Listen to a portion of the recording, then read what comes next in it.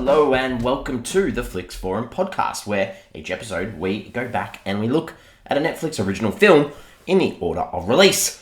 This episode we have Netflix 265th film from 2020. It's the Indonesian comedy drama called Crazy Awesome Teachers, or Guru Gokil.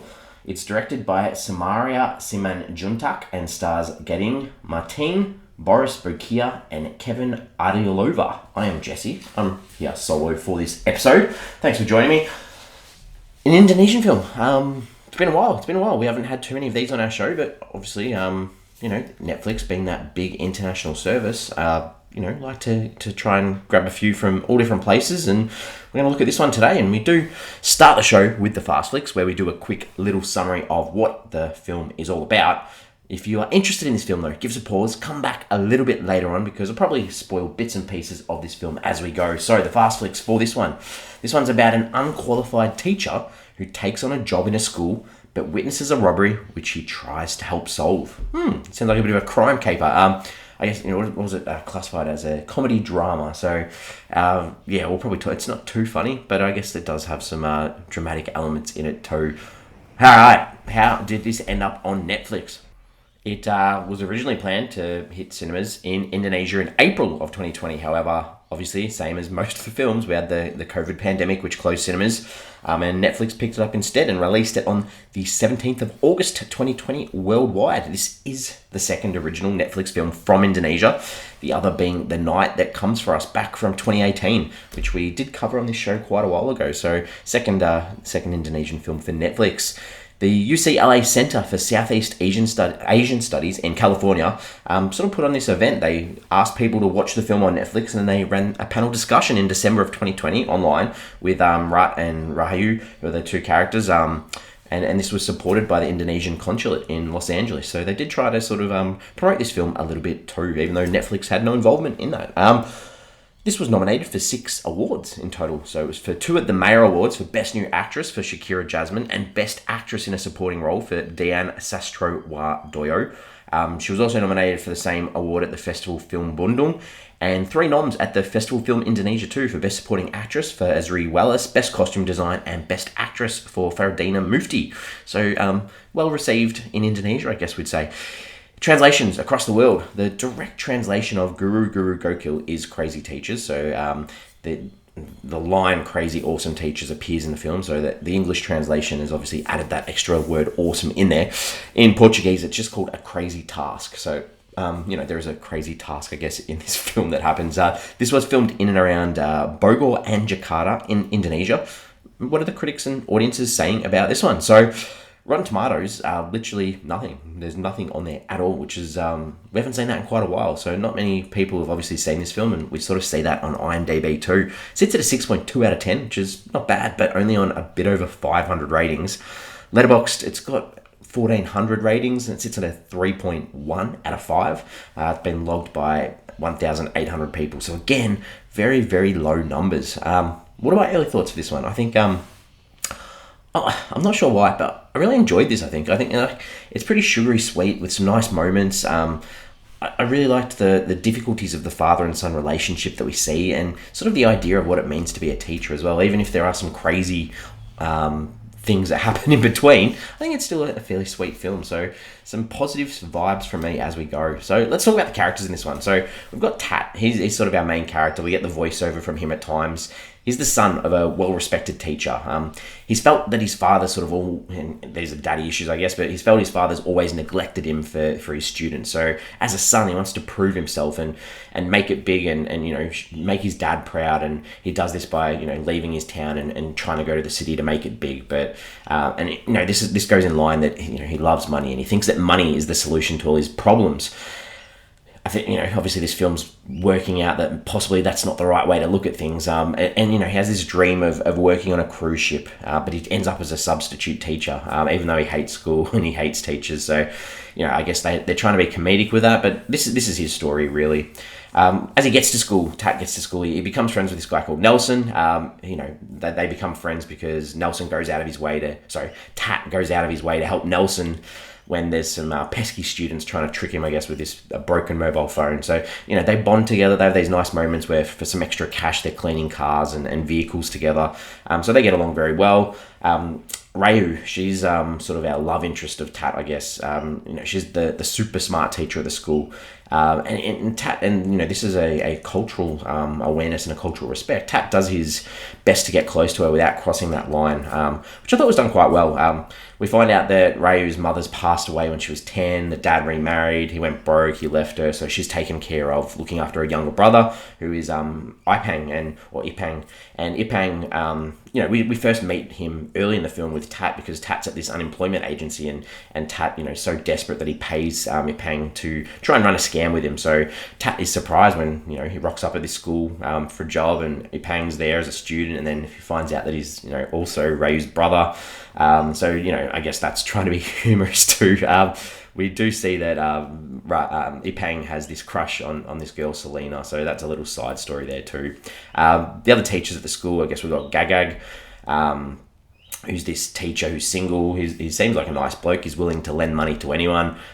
In this heist that happens, I guess he gets beat up by the criminals and sort of wants to resign from school. And then the other teacher that sort of joins in with the other three main ones is Nirmala. She's this pregnant teacher. I don't know if I agree with her stereotypes, but because she's pregnant, she's emotional, she's forgetful, always hungry. But she's referenced as the smartest teacher at the school too. She's got a lot of baggage too, because obviously she's pregnant, she's scared, she's left her husband, he had gambling debts, he cheated on her. She feels probably a little bit guilty for the money being stolen from this school. But we do see that Nelson, as the film goes on, is probably keen on her as well. The director, Sammaria Simanjuntak, fifth feature film, all in Indonesian. So obviously building their own little catalogue there as well. All right, some scenes. Let's talk about some scenes. What are some things I liked in this one? I think, there's a couple of good things. I think Tat, we see some nice moments from him where he's been working with a Pang, and he sees that, he's got a chocolate bar and he's there with that Selena girl, and he wants to give the chocolate to her, but he doesn't know how to talk to a girl. So as their teacher, Tat goes over to the girl and he sort of makes it awkward in a humorous sort of way and sort of says, I've got an assignment for the two of you, so, gets them together so that they have to talk. So I thought that was cute. I think there's a moment where, and this is towards the end of the film, I guess, but Tat finally goes to his dad and, he's got the money back. This is meant to be his dad's retirement money. And, he just says to Dad, let me explain to you just this once. And the dad's sort of like, no, got to call the police. And Tat's like, you listen to everyone but your own son. He's needed his help, but he's been so distant. He's never, and Tat feels bad because he's never done anything to make his dad proud. So they have this nice moment where they hug and apologize to each other. I thought that was a really sweet scene. I thought that was nice. Another scene was good that the principal, who we see, ends up turning. She's a bit of a traitor in this sort of money scheme thing that's going on. And she tries to run with the money and she sort of climbs down the side of this building. And Rayu does this sweet sort of wrestling WWE move on her to take her out. I thought that was cool. And I did like the scene at the end where they're at the school and Tat's dad is having his retirement ceremony and they plant a tree in the school for a teacher who retires, and I thought that was nice seeing that grow too, and it gave a nice little moment to be able to skip forward a couple of years as that tree grows to see where all the characters are a few years later. Some things I didn't like, I think in this heist at the start where the school's held up for the teachers' wages, there's this super long shot that just stays on one of the robbers' tattoos. It just made it too obvious that was going to be a clue for them to track down. I thought that was a bit lame. Tat's magic tricks throughout the film, they're also lame. There's this montage of Tat visiting classes to become a teacher. They were also lame. And the whole idea of Pak Lee, who's the villain, the leader of this gang, and he's obsessed with this ring that's meant to mean the world to him. I just thought that was a little bit weird and sort of led to some weird plot points. So that's all that I didn't like in this one. What's the theme, some ideas? What's this film saying? I think we've got the idea of money, the idea of temptation, the morals that you follow when temptation is there. And that also leads into what's the idea of success? It's different for everyone. What is it? I mean, is it being financially safe? Is it being well respected? Is it helping others? What's that idea of being successful? Obviously, I've mentioned this a little bit, but the idea of daddy issues too, not being able to talk to your father or a father not listening, it makes it hard to respect the hard work that he does or to even connect with him.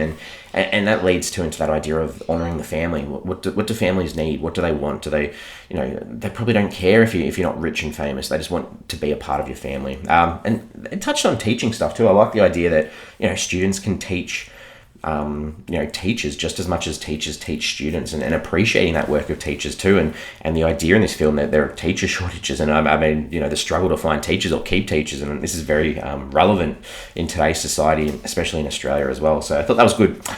What did I take away from this one? I think, I've sort of said this, I probably wouldn't call this a comedy. There's nothing really humorous in it for me, but I think that the way that it represents Indonesian culture in such a subtle sort of way, there's lots of little references, and I'm no expert in Indonesian culture, but it was just nice to see something different on the screen, so I enjoyed that. I thought that was good. All right, questions, ideas, what do I think? I think, I just had that thought in my head at the end that, because we do see, spoiler, I've obviously said spoiler lots, but Tat, he actually, goes and gets his teaching degree. And, did he actually enjoy teaching in the end? Because he did all that hard work to get the diploma, but was this just to impress Rayu?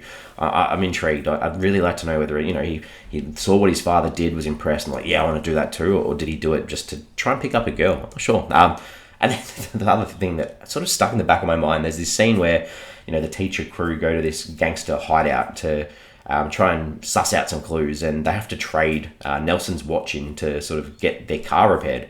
And they sort of make mention that they're going to go back to buy the watch.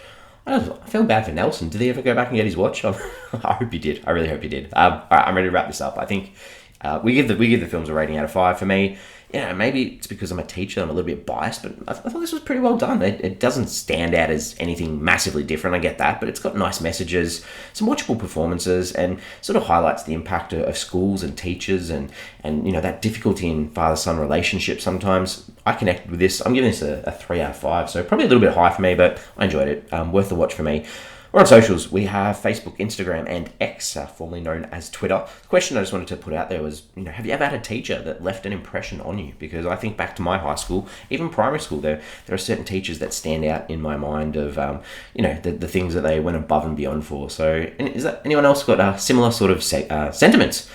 We're back next week. Another 2020 film, another international film. This one's from Argentina. It's a psychological thriller called The Crimes That Bind, or Crímenes de Familia. It's directed by Sebastian Schneidel and stars Cecilia Roth, Miguel Angel Sola, and Sofia Gala Castellino. Cool. Let's check it out next week. Hope you've enjoyed it. This is that stage where Netflix were just buying up left, right, and centre international films to put out on the service during the lockdown. So, interested. Let's give it a crack next week. As always, thanks for hanging around, and I'll see you next week.